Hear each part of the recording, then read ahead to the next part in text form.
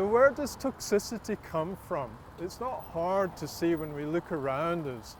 It's in our air, it's in our waterways, and it's in and around most urban areas these days. But it also affects the rural areas. You find man-made chemicals in the North and the South Poles. There have been approximately 70,000 synthetic man-made chemicals released into the atmosphere. And most of them haven't been tested for human safety. Phew, back inside to a slightly cleaner environment. What about less obvious toxic sources though? These man-made chemicals are all found in our food.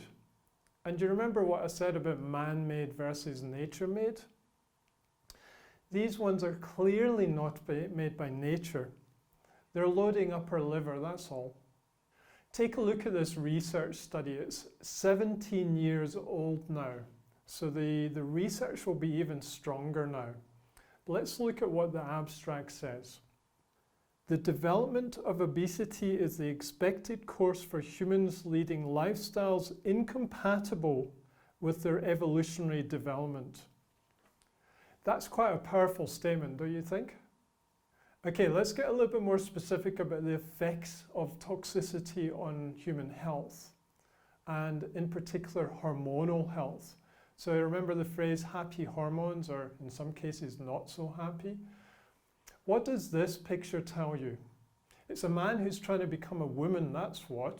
And in modern westernized society, this is becoming more and more common to see, either in the changing rooms or on the beach. And that's an extreme example, but I'm seeing young men now with higher body fat. They look slim, but their body fat is higher percentage, their muscle mass is lower percentage, and they've got softer skins. So the world is changing at a very rapid rate. So why are these men high in female hormones? Have you got any ideas? This research study may give you a few clues, and there's a term called enzyme disruptors. So let's look at the abstract. Data demonstrate migration of endocrine disruptors in the environment and are beginning to catalogue their effects on adiposity. That means, obesity.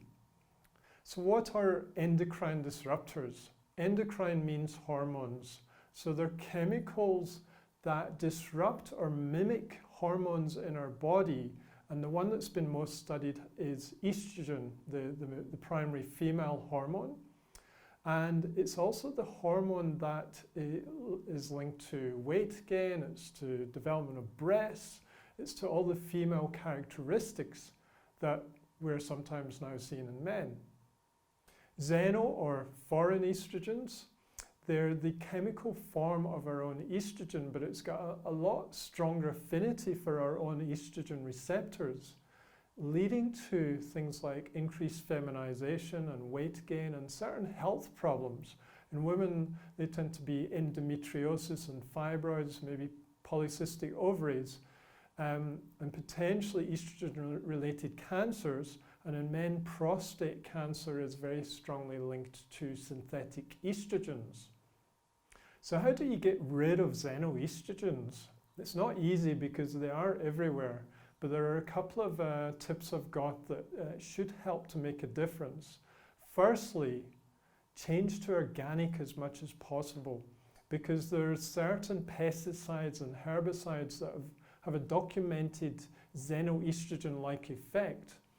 The second one is bin your plastics, well, as much as possible anyway. So it can include carrying your water in glass, using glass containers to store and transport foods, and definitely don't use microwave meals, or at least tip it out into a ceramic dish before you heat it up. That's important.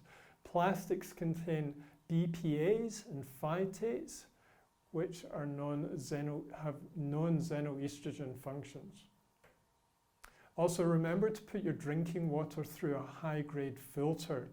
And firstly, what's getting into the water table is HRT and birth control pill from a lady's urine, which gets flushed down the toilet, and then it it unfortunately gets recycled. Sounds scary, but true. So filter your water before you drink it.